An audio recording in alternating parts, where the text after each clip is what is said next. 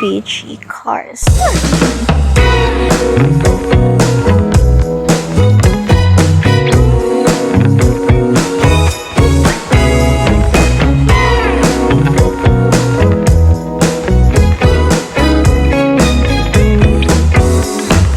It's okay that you're feeling blue, 'cause I'm here to stay.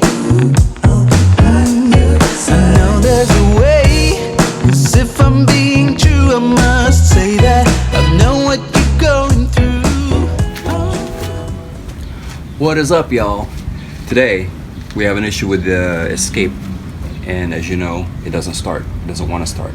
One of the other issues, many issues. So what I've noticed is the engine seems to spin freely, which indicates a loss of compression. So we're going to check and find out why it's got a loss of compression, and if it's more than one or more cylinders, it's going to be something related to the timing. If it's more than 3 cylinders, then it's going to be something related to head gasket and the timing. So if it's 2 adjacent cylinders, it's going to be a head gasket issue. Okay, so we're going to go and get that started, and we're going to start checking the thing right now. Sockets that you'll need are spark plug sockets, your extension, as you can see here, and also a 3/8 inch ratchet, as you can see here.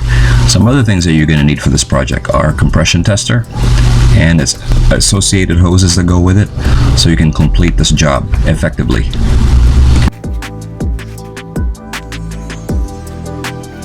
Before we begin, we're going to need to remove spark plug number 1.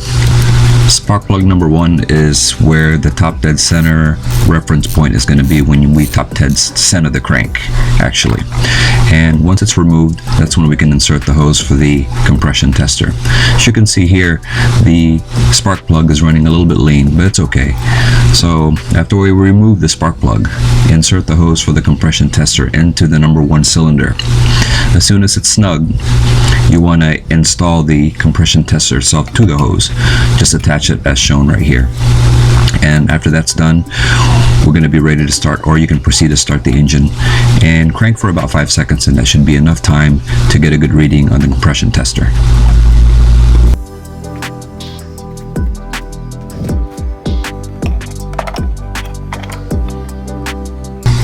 Most compression testers read between 0 to 200 psi, and for most engines, ideal is 120 to 170 psi. That's a good engine. That means the valves, the rings, and everything else, and all associated hardware is working correctly. So what you'll need to do is crank this engine for about 5 seconds until you get the maximum reading, and then the reading should be accurate if you do it to all 4 cylinders and all of the compression readings are within 20 to 25% of each other.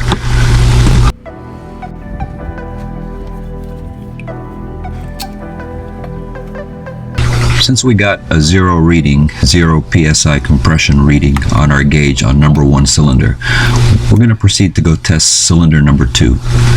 Cylinder number 2 is adjacent to cylinder number 1. It'll give us enough data to let us know if it's got a blown head gasket. Now that we've determined that cylinder number 1 is bad, we're going to test cylinder number 2. Proceed by putting in the compression tester, or actually removing the spark plug first, putting in the compression tester, and just like you did in the number 1 cylinder, and test for compression. As you can see here, the number 2 cylinder has got a lean condition going on, but that's due to a lot of factors. Put the hose back into cylinder number 2, test the compression, and you're going to do this by turning the engine and starting it for about 5 seconds or 5 tries of the engine, and check the compression gauge. The compression gauge should be between 0 to 200 psi on most gauges. On this engine, which is a pretty healthy one, it should be about 150 to 170 psi.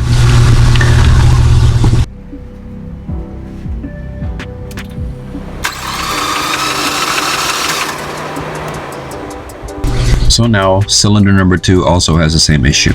It has a 0 reading on the compression tester. In a situation like that, just like cylinder number 1, if it's an adjacent cylinder, it should be a small percentage of leakage in between the 2 cylinders to determine if it's a blown head gasket. This one was completely 0, just like cylinder number 1. In that situation, that tells me it is a valve issue, or it's a timing issue, or something else major, maybe a hole in the piston. So now, what we're going to do is to remove all the bolts in the valve cover and take off the valve cover to determine if the timing gears are moving properly, or if there's a stuck valve somewhere, or some other situation with this motor that we don't know about. Okay, now we're going to take off the valve cover. And in order to do this, you're going to have to remove all the wires and all the cables and all the stuff that's in the way. Start by removing your coil wire, which is underneath the intake tube, as you can see here. It's the largest connector right by the coil pack. The coil pack is to the right of the valve cover with spark plug wires hooked to it. And after that, you're going to need to remove the sensor wires, like the cam sensor you see here, and also remove the other sensors that are on the valve cover, and also near the area of the intake. You'll need to remove the fuel injector wires as well. You're going to need to remove all the spark plug wires as well. And in order to do that, make sure that the furthest one away is number 1 cylinder, and the closest one to you is the number 4 cylinder. So since they're unequal lengths, it should be easy to reassemble it when you put it back together again. You don't need to mark it. Then after that, remove all the valve cover bolts one by one.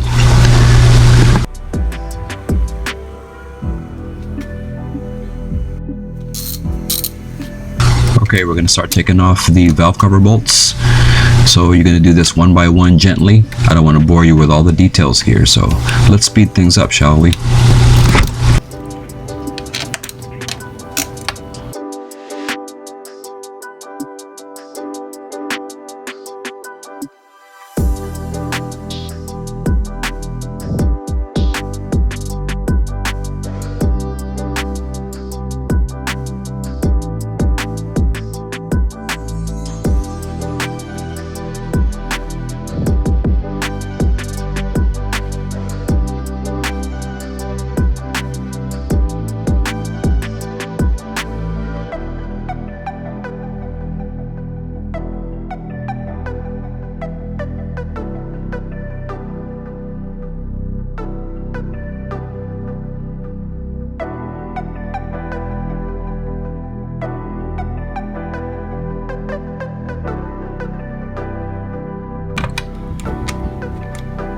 Once the bolts are removed, gently remove the cam cover. All the bolts have an indentation inside the hole so they don't fall out even if you turn the cam cover upside down. So keep an eye on that. Once open, inspect the cams and the gears for missing teeth, chipped teeth, missing cam lobes, wiped out cam lobes, chipped cam lobes, and other damage on the valve train that you can see.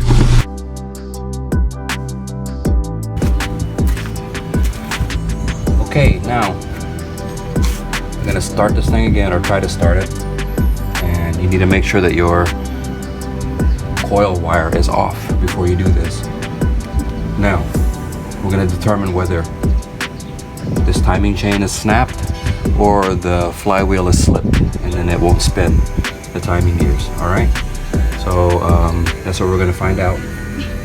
If this thing spins, then that's another problem. If it doesn't spin, then the timing gear of the crankshaft either broke off or it slipped off.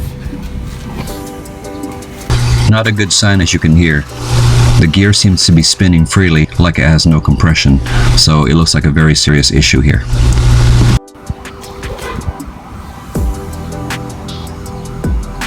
Okay, the timing gear was moving as you saw, and there's still no compression. That means the timing has slipped and the timing was done improperly on this engine.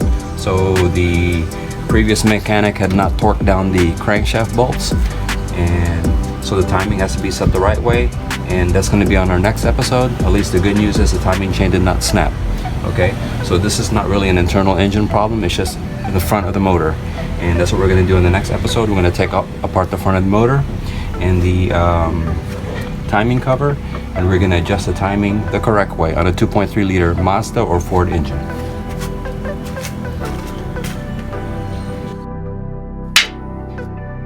The dial on the compression tester reads from 0 to 200 psi, as you can see here. And you'll want this ideal to talk the right way, damn it, to 200 psi is a good engine. 180, 170 degrees. Jesus! Bad rings, or bad valves, or bent valves, or all of the above. So what you will need to do is take off the number 2 piston, something, I said it wrong, damn it.